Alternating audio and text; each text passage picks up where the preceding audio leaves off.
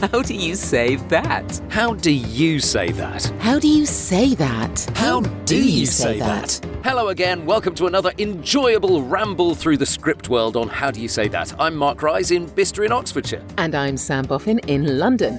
Here is something you didn't know about Mark. He is terrified of wasps. Oh, even the words and the thought, that's awful. I'm standing in my booth now. I'm sorry, I'm a bit scratchy today. My voice is a bit scratchy. But I'm standing in my booth now imagining what would happen if a wasp came in. I would be so out of here, you wouldn't see me for toffee. Well, a little known fact about Sam is that she rarely goes to bed before 2 a.m. Amazing. I know. I get about 4 to 5 hours sleep maximum a night. Gosh. I know. Like Mrs. Thatcher. Except Yes. not like Mrs. Thatcher. I really don't like the idea Okay, of being that's like fair. Mrs. Thatcher. That's fair.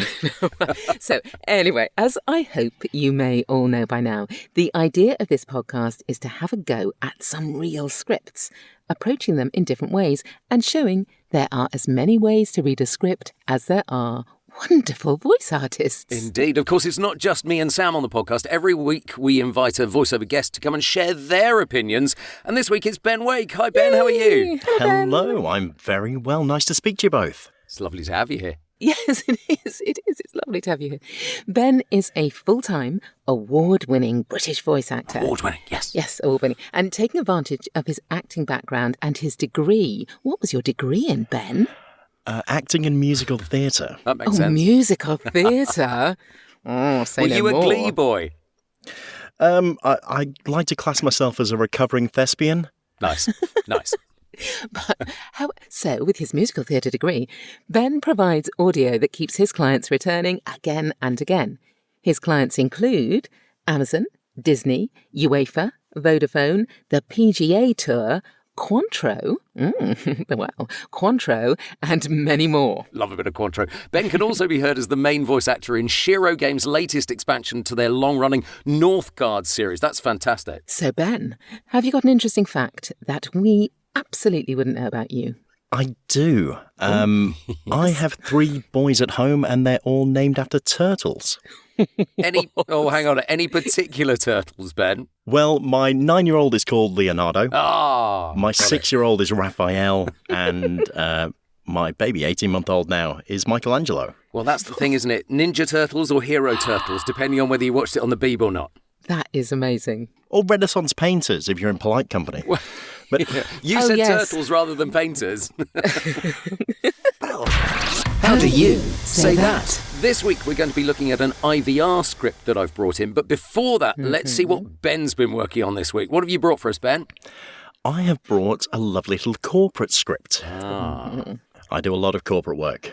This one was for a banking card, a credit card company that came on the back end of their pandemic marketing. Did you get any direction with it? The direction was fairly minimal with it there, as they tend to be with things like these. The joys of our industry is. So a little bit of direction, but not a huge amount. But not a massive amount, no. Doesn't help you, Sam, because we're going to get you to do it first this week. Yes, well, now I'm going to be passionate about it. Okay, so I'm going to be, yes, okay, brilliant. Okay, so I'll do it first then. Okay. For the past couple of years, the entire world was forced to adapt. At Banking Card, we did just that. We used our minds, resources, and teamwork to keep our business thriving, but also to give back to the communities in which we operate. A force for good. We gave support to those who needed it most. We continue to pursue our sustainability goals, to minimise our impact on the planet by developing innovations that regenerate natural resources and reduce carbon footprints. What struck me by that, Sam, was that you were very smiley right at the beginning, that the world was forced to adapt. Almost, when I had just read it through beforehand, I hadn't seen the smile, but it put a completely different kind of spin on it. Okay. Yeah, I agree. It's one of those, it's very easy with these, as it was through the pandemic, to go into them too serious. Like be too dark with it. Very much so. That was always the fine line I think everyone was treading, was trying to nod to the fact that it happened and it forced everyone to adapt, but not to dwell on it, certainly with these ones at the point to try and move out of it and put it at the back of the mind. Do you ever see the pictures from this client before you actually record, or is it one of those ones that you do blind? No, these are always blind. These are always just the script and very basic framework of direction. Most people listening, I think, Sam and Ben, you probably agree, 80 to 90% of our work comes without pictures. So we may see a storyboard once in a while, but we don't often see the finished pictures. Yeah, I often ask for them if they've got them. Yeah. And I do see there are certain things that I almost always see. But funnily enough, it's not for bigger scripts. So for the bigger scripts, for the corporate scripts and things like that, no, they're often editing around my delivery. For the short stuff, the adverts and the promos and things like that, I always see pictures. Lucky you. I did something this week for an American client where they sent me the music, they sent me the pictures, they sent me the exact reference that they wanted, and it was really easy. Bang, bang, bang, done, job good. So it's always very helpful when they do that. Right, shall I have a go at this script then from Ben? Here we go. All right, Yes. banking card, yes. Right, okay. For the past couple of years, the entire world was forced to adapt. At Banking Card, we did just that. We used our minds, resources and teamwork to keep our business thriving, but also to give back to the communities in which we operate. A force for good. We gave support to those who needed it most. We continued to pursue our sustainability goals, to minimise our impact on the planet by developing innovations that regenerate natural resources and reduce carbon footprints. I think I went a bit serious there. It was serious, but I thought that was really interesting because it was a slightly different take on it. So again, we've said it before, haven't we? That there are two very different ways that if you were auditioning for this, you could put two very different spins on. You might do them both. That. Yes, exactly. Again, as Sam said, it's one of those scripts, and it probably is a good thing that it is that way, that gives the opportunity to do two different takes. So it would be one of the cases where you may send in two different takes because they can be diametrically different, whereas a number of people send in two different takes that are almost exactly the same. Did you send two takes of this in when you did it? For this one, I didn't because, as I say, it's a client of mine that I've worked for a number of times.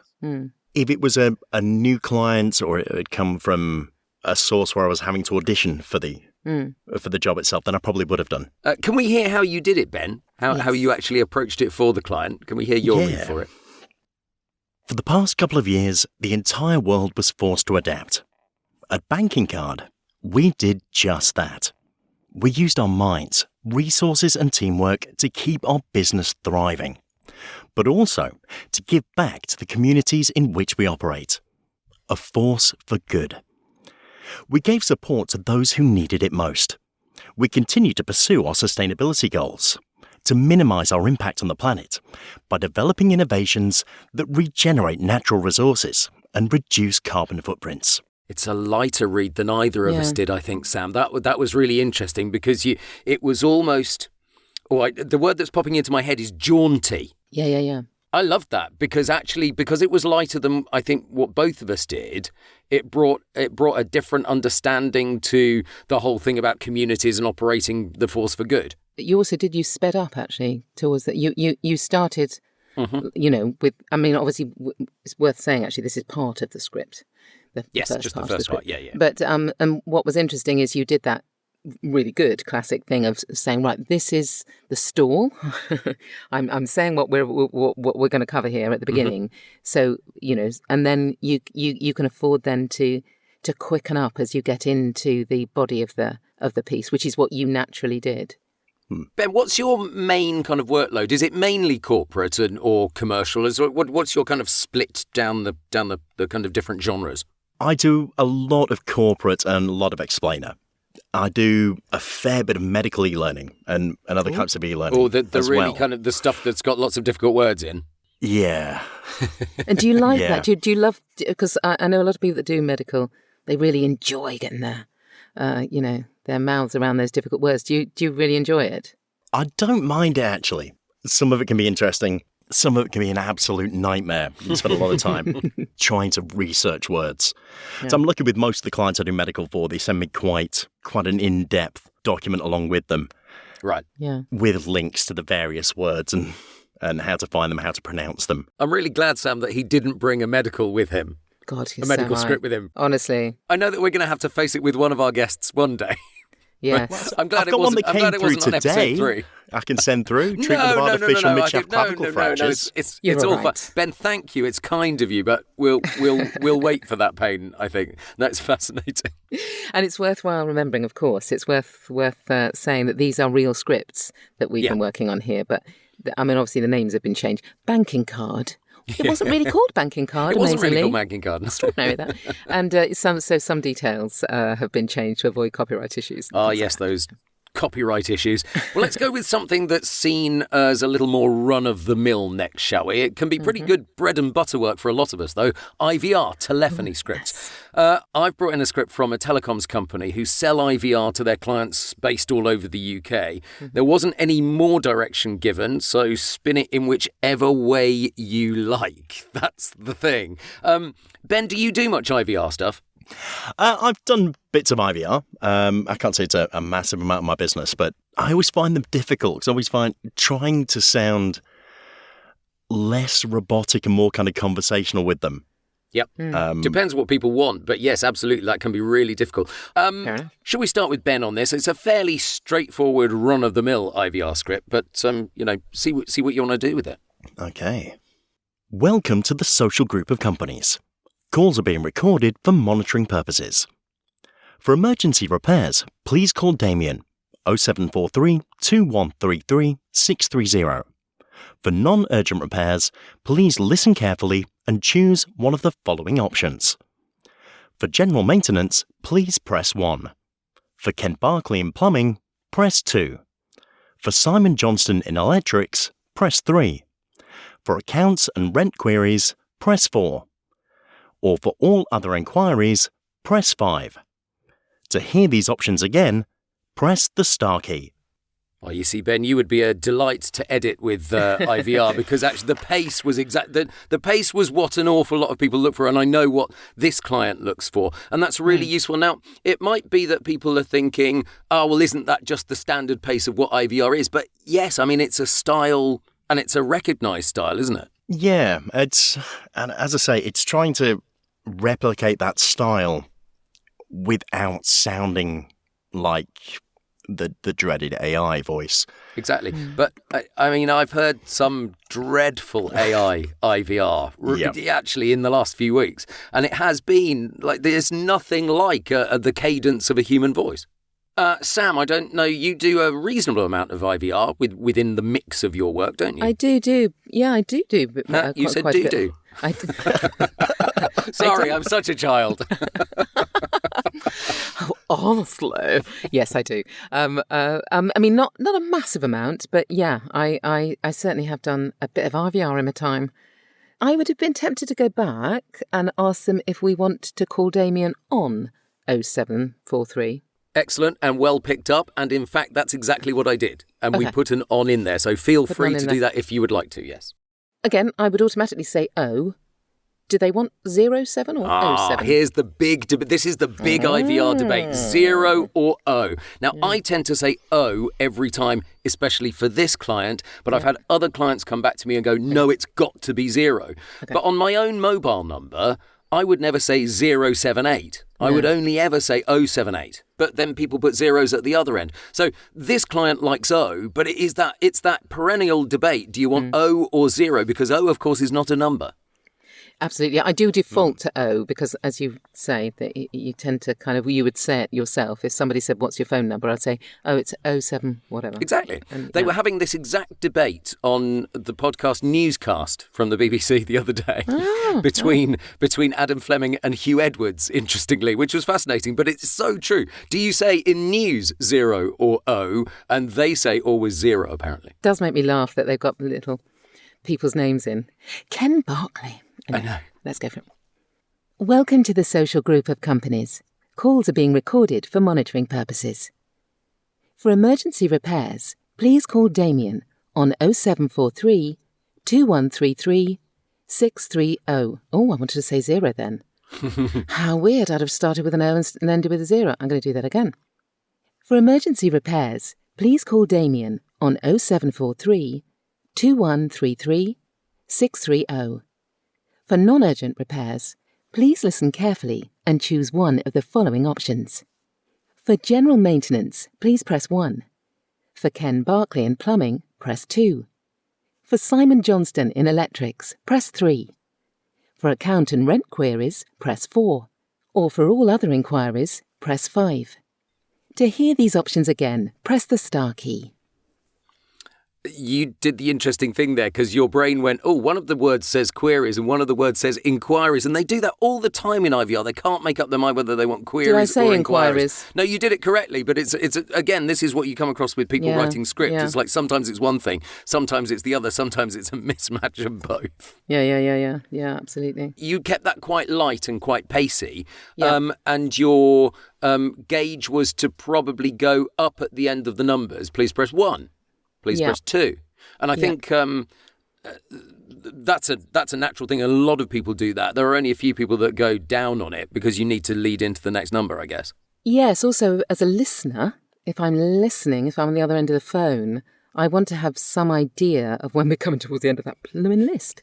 I want to know. And if you go, if you pace them differently, Agreed. then it's clear when you're coming to the end of them. The other thing about the telephone number, which you will see in the show notes if you look at the actual script of it, is this is a mobile number that they've put in here, and they've put 0743 space 2133 space 630, whereas normally, surely it would be 07432 133 630. Surely it would. That, again, is the great debate. Thinking about it, I'm thinking in my mind when I'm saying my phone number, and I do the first 4 numbers. I break it exactly like that. Even in your mobile number? Yes. In fact, interesting. Bizarrely, my mobile number, I do 434. It is the great number debate, the great 0 or O debate. Oh, there is no right or wrong answer, I don't think. It's each individual client to their own. Breaking the start into 4 is back from the old landline days, isn't it? Yeah, of course it is. When it's Absolutely. Like initially 016. 4 There you and then go. 5. I'm just an old landline girl. I'm not old enough to remember that. He lied. Ben, obviously, being, I think possibly the youngest of the three of us. Oh, for sure. For sure. I wonder what you were going to say there. So did I for a second. Yeah, off. Didn't expect you to say that. I'm not going to cut that out. Dear, oh dear. So, Mark, why don't you share what you did with it? All right, here we go then. Welcome to the social group of companies. Calls are being recorded for monitoring purposes. For emergency repairs, please call Damien on 0743 2133 630. For non-urgent repairs, please listen carefully and choose one of the following options. For general maintenance, press 1. For Ken Barkley in plumbing, press 2. For Simon Johnston in electrics, press 3. For accounts and rent queries, press 4. Or for all other inquiries, press 5. To hear these options again, press the star key. Very good. You did what I didn't do. Actually, you did 33, of course, which I think I went 2133. And again, again, it just goes to show numbers can be an absolute nightmare. And if there are any scriptwriters listening to the podcast or people that actually write this stuff, write the numbers out the way you want it. I always have to check numbers. Yeah. So true. So true. How do you say that? Right, let's mix it up a bit with a wild card or two, shall we? Oh, yes. I'm going to suggest one for Ben now, if I may. I'm going to go with your script, Ben, because you're more familiar with your own script.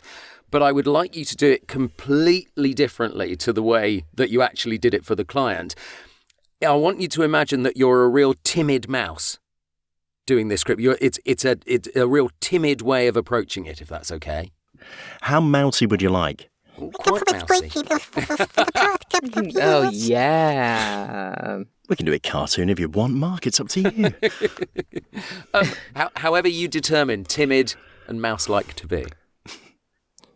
For the past couple of years, the entire world was forced to adapt. At Banking Card, we did just that.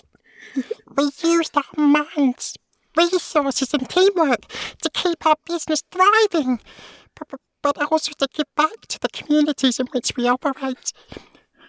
A force for good. We gave support to those who needed it most. we continue to pursue our sustainability goals to minimise our impact on the planet by developing innovations that regenerate natural resources and reduce carbon footprints. Oh, I love it. Wow. That was brilliant. I did not realise you could go that high, Ben.